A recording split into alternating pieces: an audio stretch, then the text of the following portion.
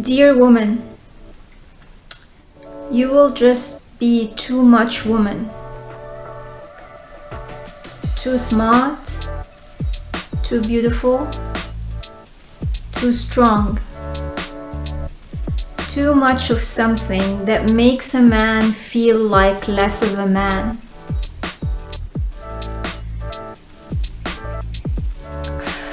Which will start making you feel like you have to be less of a woman. The biggest mistake you can make is removing jewels from your crown to make it easier for a man to carry. When this happens, I need you to understand, you don't need a smaller crown. You need a man with bigger hands. Wow.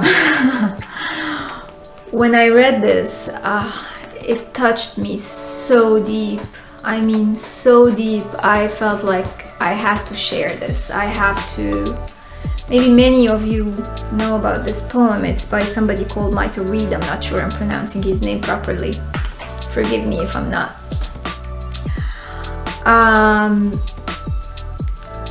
Let him go. Simply let him go. If you don't feel he's stepping into the shoes of the man that you want, and you will know it. You will know it. Your heart will know it. We all know it. When we're kids, we know it. But we got conditioned, and the biggest condition is people are packages. You cannot have everything. You cannot have everything you want. But nobody ever told you why not. And nobody ever told you, what about the people who have all they want? Why are they different? And I'll play the devil's advocate here. People would say, oh, but you're beautiful. It's easy for you to say that because you have so many choices. Oh, but you're rich. It's easy for you to say that because you have somebody who can provide for you, or you can provide for yourself. You don't need somebody to be there in your life and provide for you. And the list can go on and on and on about being in a bad relationship or being with somebody who actually makes you feel lonelier than when you are alone.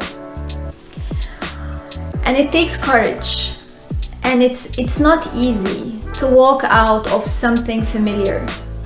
It's not easy, but the people who did it will tell you that this is the best thing they've ever done for themselves, because again, it's better to be alone than being with somebody who makes you feel lonely, because it's much more frustrating, because it kills hope. When you are alone, you always have the hope of, oh, I might find him, he will be there, she will be there,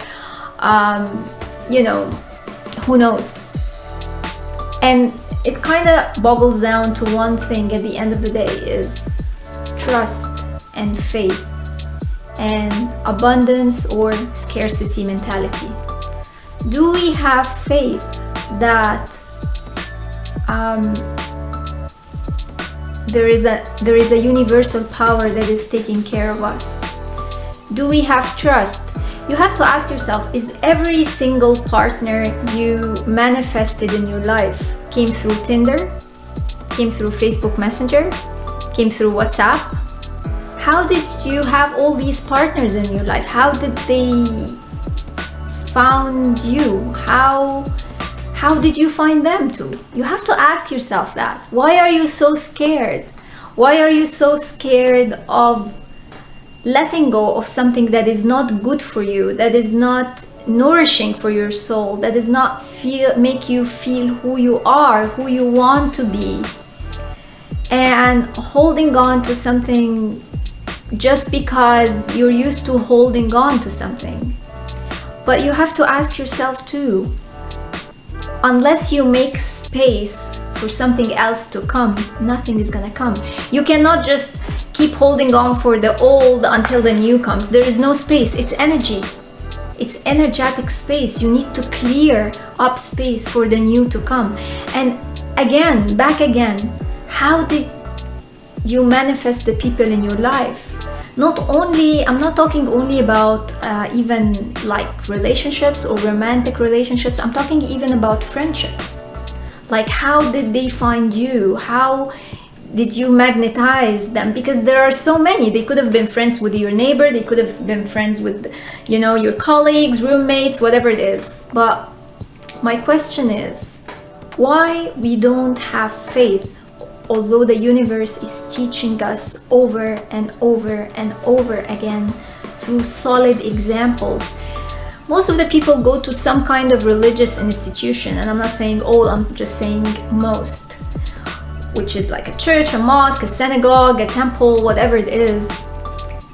And although the main thing that these institutions or most of the religions, traditional or non-traditional, teach you is to trust and have faith, we hardly kind of implement and practice that in our life. Because when it comes to letting go of something that is not serving us, it takes us such a long time, because we are scared, we are afraid that if we let go, we'll never find something that is better.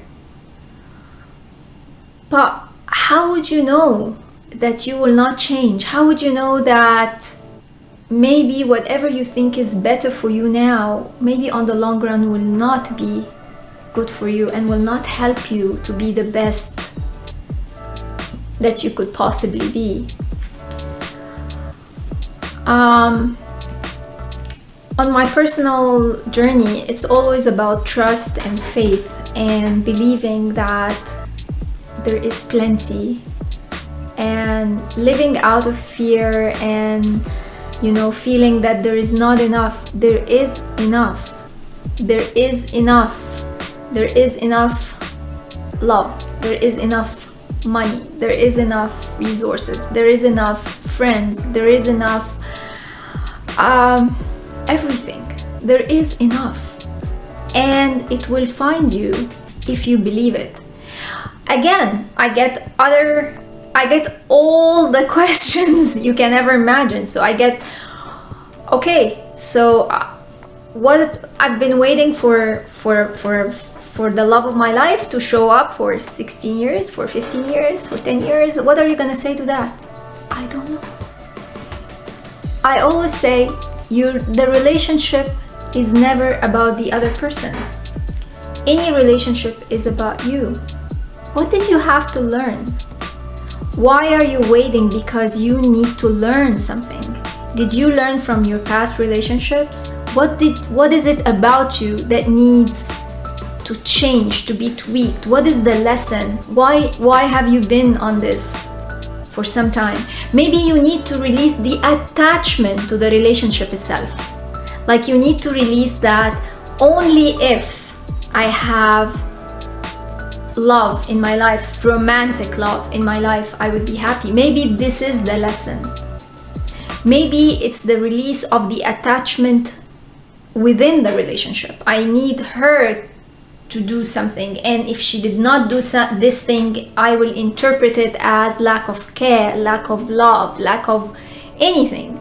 A friend of mine was just sharing the other day that her boyfriend comes late 2 hours whenever he says, oh, I'm gonna be there, this, and then she's learning to release, because this is an interpretation for us. If you live, you know, if you're really punctual, and I am punctual, and my friend is too, we really kind of like, you know, the Swiss style of, you know, like you have to be there when you're gonna be there, and if you're not there, then it means that you're kind of like it's disrespectful to the time of the other person.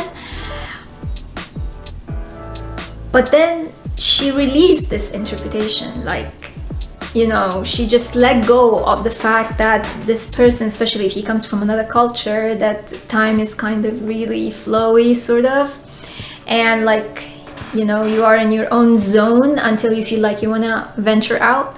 And she stopped feeling that this means disrespect, and she felt more that, okay, I'll do my own thing. until he comes, so I'm not really charged up with resentment. So there are so many things we need to learn about relationships, because relationships is a huge training ground.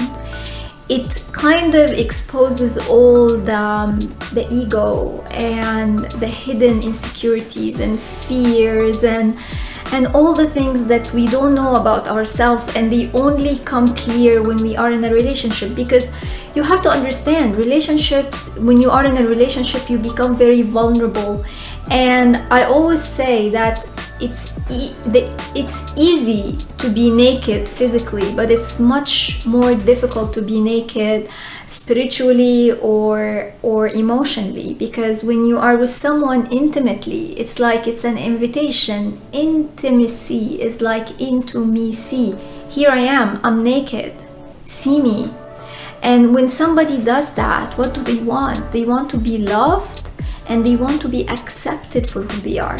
And it's not easy to be rejected. It's not easy for somebody after you exposed yourself, because here we are all in our, kind of best behavior, or putting on our best looks, and somebody drops you like hot coal.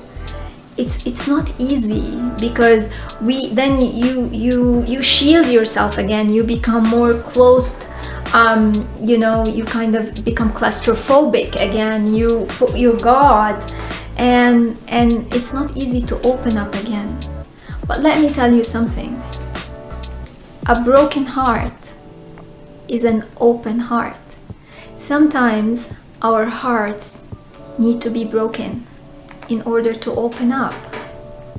And I always, whenever I go into anything and the outcome is not what I expected, I say, okay, I'm happy. Crush my ego. I want him to crush my ego. I want her to crush my ego. I want my ego to dissolve. This is a punch for my ego, and I like that, because I don't want an ego.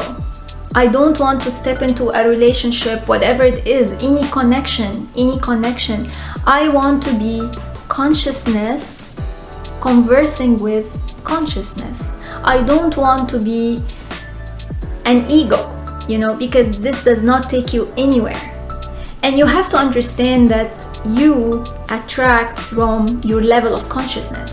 That's what you attract people from. So again, this poem is very profound, and if you are somewhere where you feel like you're not appreciated, or not because the other person is bad, it's just simply he has smaller hands. Don't take off your crown. And I think the best investment any human being on this planet can do is to really know themselves, like invest in knowing who you are, know thyself, because this is where you're going to go anywhere. Because if you don't know who you are, you'll keep shopping in the wrong places. You could be, you don't know, you will keep picking the wrong jobs, the wrong friends, shopping the wrong clothes, the wrong countries, the wrong men, the wrong women, the wrong partners. Doesn't matter. It's just an energy polarity, masculine, feminine. But if you know who you are, then you spare yourself a long journey of trial, error, agony. The sooner you cut through this journey, the shorter. Namaste.